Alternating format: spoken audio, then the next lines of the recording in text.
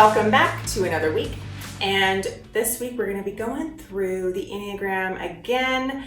And lastly, the fear or head triad.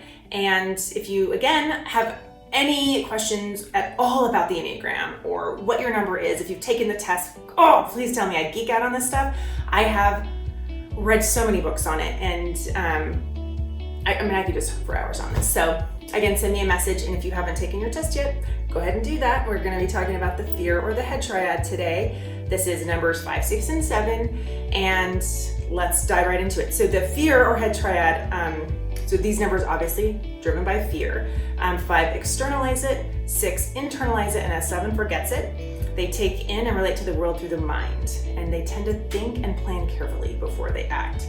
So number 5, the investigator, often called the investigator or the observer, the stoic.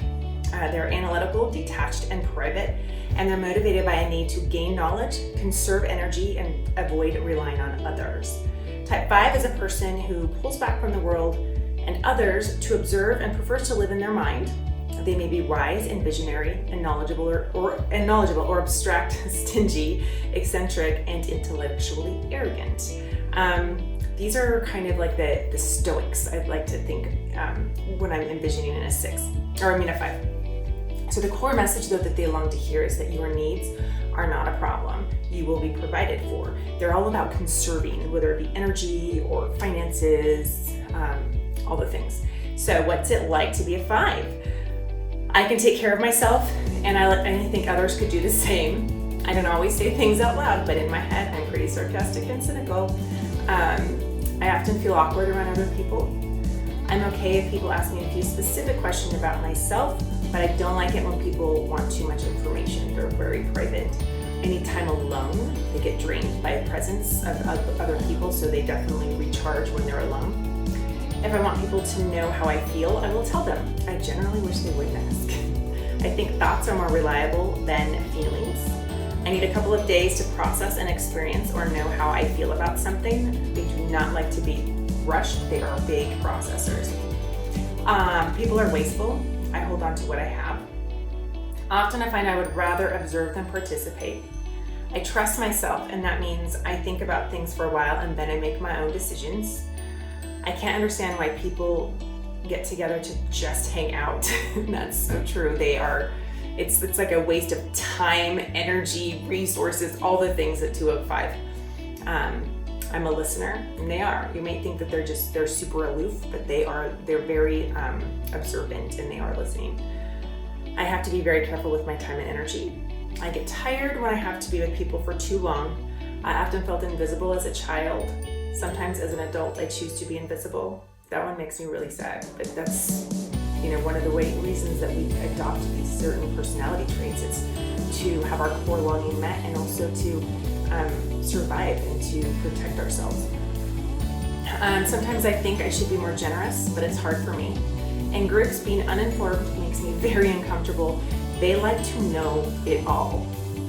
I don't like big social gatherings, and material possessions do not make me happy. So that is what it's like to be a 5. So number 6, the loyalist, often called the loyalist. 6s are practical, committed, and witty. They are worst case scenario thinkers. That's not always a bad thing, because you need to plan for the worst, but you just don't want to be like the negative wet blanket. So they're worst case scenario thinkers who are motivated by fear and the need for security. And type 6s are people who anticipate life's dangers. When healthy, they have faith, are courageous, loyal, and effective. When struggling, they are cowardly, hyper-vigilant, and paranoid. So the core message that they long to hear: you are safe and secure, and you are stronger and more resourceful than you know. So here's what it's like to be a 6. I'm always imagining and planning for the worst. I often don't trust people who are in authority. People say I'm loyal, understanding, funny, and compassionate. Most of my friends don't have as much anxiety as I do. Those friends might tell you different now. I act quickly in a crisis, but when things settle down, I fall apart. When my partner and I are doing really well in our relationship, I find myself wondering what will happen to spoil it. So they can't even just be comfortable in the moment and the happiness. I'm aware that fear has dictated many of my choices in life. I don't like to find myself in unpredictable situations. I find it hard to stop thinking about the things I'm worried about. I'm generally not comfortable with extremes. I usually have so much to do, it's hard for me to finish tasks. I'm most comfortable when I'm around people who are pretty much like me. They definitely tend to cohort together. And people tell me I can be overly pessimistic. I'm slow to start, and once I do get started, I find myself continuing to think about what could go wrong. Doesn't that sound exhausting when they're in their unhealthy state? But so many of these qualities too, again, can be maximized and utilized in a healthier place, in a healthier way. I don't trust people who give me too many compliments. It helps me to have things in some kind of order. I like to be told I'm good at my job, but I get very nervous when my boss wants to add to my responsibilities. Noted, my sixes. I have to know people for a long time before I can really trust them, and I'm skeptical of things that are new and unknown. So there is, you have it in a nutshell, to be a 6. And last but not least, the 7, the enthusiast. Of course, we got to say that happy-go-lucky one that fears like boredom for the last. They are fun, spontaneous, and adventurous. They are motivated by a need to be happy, to plan stimulating experience, and to avoid pain. Avoid pain at all costs. And pain equals redundancy as well. It's not just physical or emotional pain. So type 7s love to plan and anticipate positive future events. They enjoy having variety and multiple choices to choose from. They do not want to be limited, restricted, or bored. They may be well-rounded, affirming, and generous, or at their worst, they can be self-focused and escapist and have an insatiable appetite for excitement.